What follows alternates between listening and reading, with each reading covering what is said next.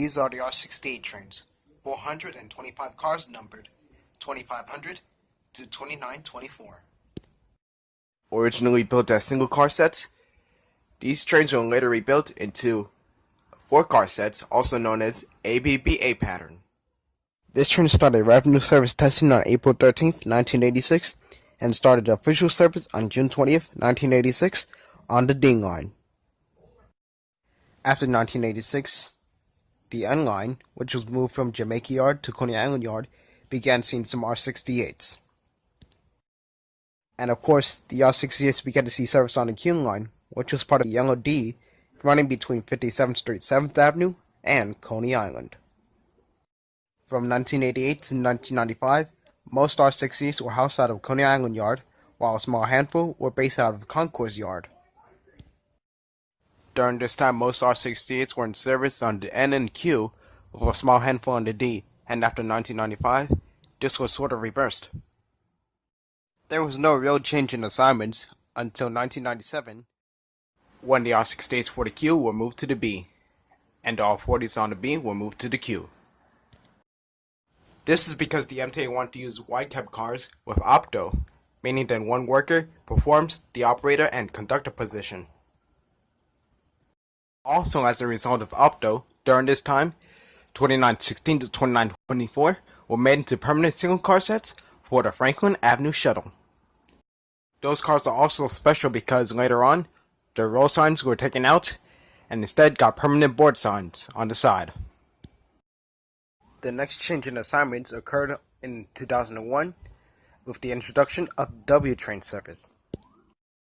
From here on out, the assignments were as following. The B and the D lines used about 200 R68s total, while the Q line used most of the other R68s, and a small remainder were in service on the N and W lines.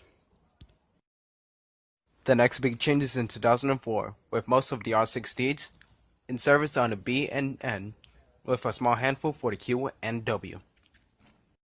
In 2009, with the arrival of the R160s, the R68s for the N and Q moved to the B and W.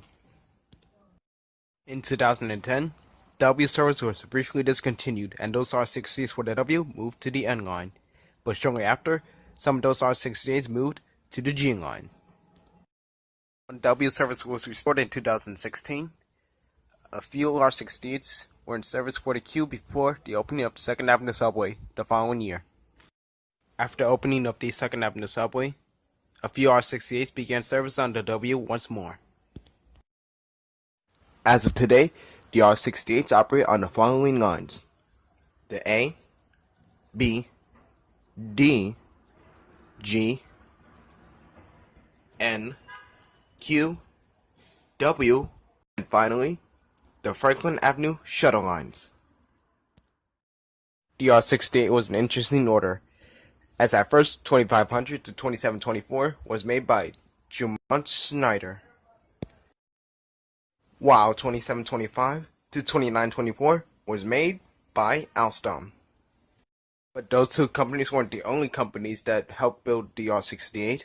As a matter of fact, Westinghouse and Rail Company helped produce all the cars along with Jumont Snyder and Alstom. There is also a plan for an additional 200 cars, later known as the R68A, but more info on that for another time. Also, the R68 evolved from what was originally the R55 order, but the R55s never left the drawing board, and in result, created the R68s.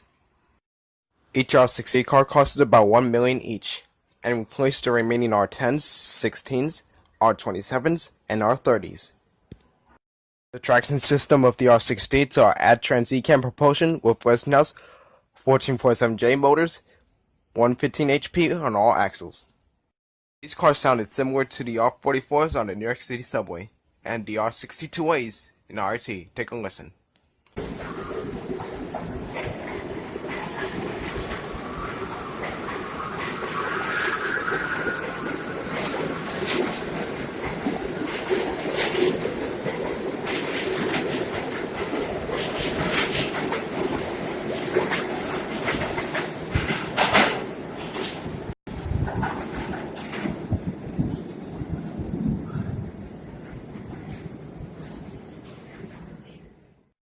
Wow, not only do these R68s have great propulsion systems, but these trains hound like a motherfucker. Here's another clip.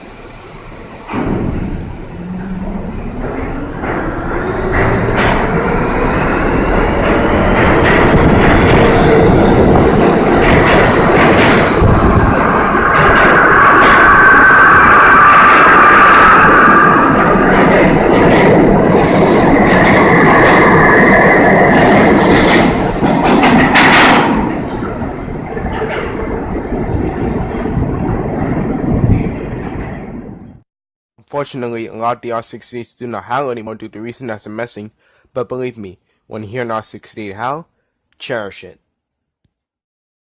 The R68s were made as sort of a hybrid between the R62s and the R44s and R46s from the past. The R68s had the body of the R62s and R62As, but were 75 foot like the R44s and R46s. Also similar to the R44s and R46s, the R68s were known as lemons during the first days of service. Some issues with the R68s included malfunctioning doors, faulty wiring, and an issue when a train of R68s failed to climb grade on the Manhattan Bridge. Luckily, the issues did not last very long, and the R68s proved to be one of the best cars in this system later on. These cars are very well known in the railfan community, being mostly based out of the BMT Southern Division, and running on very famous lines like the D, N, and Q. So, in my opinion, the lines of the BMT Southern Division made the R68s very popular and well known to the railfan community. The D, N, and W lines were childhood routes that I used to get to Coney Island. Yes, I'm one of those people that actually remember the W being on West End, starting in 2001 to 2004. And that is a good ass memory to have, especially when you're about 3 or 4 years old. Not only do the R68s help identify most of the routes to Coney Island, the R68s also identify the routes that go to the Bronx. I mean, the D train always ran exclusively with R68s beginning in the 1990s to now, pretty much. Except for a brief period between 2004 to 2010, the B train was pretty much all R68s and R68As when it was rerouted to the Bronx. Basically, the R68s were found on all the routes to the Bronx, and most of the routes going to Coney Island. Oh, and before I forget, many R68 sets on G featured various test LED lights, door chimes, and PA systems from various companies. There were a handful of companies involved, including CRRC, SEPSA, CCTV, CSIT, and Melco. Some sets with the upgrades include 2860 to 2867, 2892 to 2895, 2804 to 2807, and 2792 to 2795. Today, some of the sets assigned to the G had the upgrades removed, and because of the old age of the R68, it is unlikely that further improvements will be implemented in the near future. Oh, and also, 2755 has some funky ass font for the car number. It is found on the D, so go ahead and check it out if you can. With all that said, thank you guys for watching this review. Hope you enjoyed it, and as always, stay tuned for more MTA content coming your way.